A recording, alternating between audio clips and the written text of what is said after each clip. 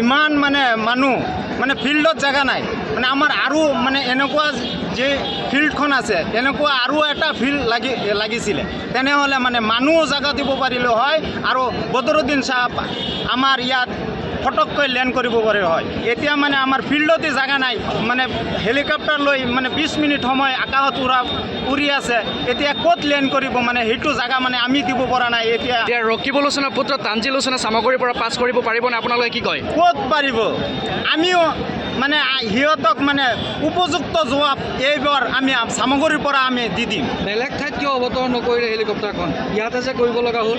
বেলেগ কোনো জেগা নাই আমাৰ ইয়াত মানে এইটো জেগা আছে মানে আমি বাবা নাই ইমান মানে আমাৰ আজিজ সাহেবৰ সমৰ্থন ইমান হ'ব ইমান গোট আমাৰ আজি আছে আমি কেতিয়াও বাবা নাছিলোঁ সেইকাৰণে আমি মানে ইয়াতে জেগা দিছিলোঁ। এতিয়া চাওক আমাৰ আজিজ সাহেবক জয় জয় নিশ্চিত জয় আৰু তানজিলৰ কথা যে কৈছে এইবাৰ আমি তানজিলক উচিত জবাব দিম। সিহঁতৰ মানে পৰিয়ালগত কেণ্ডিডেট আমাৰ নালাগে আমি চামগুৰি সমষ্টিৰ মানুহে সিহঁতক আমি এইবাৰ মানে সিহঁতক জবাব দি দিম।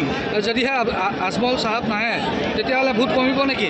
নাই আমাৰ ভোট নকমে আমি আজিজ সাহেবক বহুত ভোটেৰে এইবাৰ আমি জয়যুক্ত কৰিম। যিকোনো খবৰৰ বাবে যোগাযোগ কৰক আমাৰ এই নম্বৰত 9181 307 221।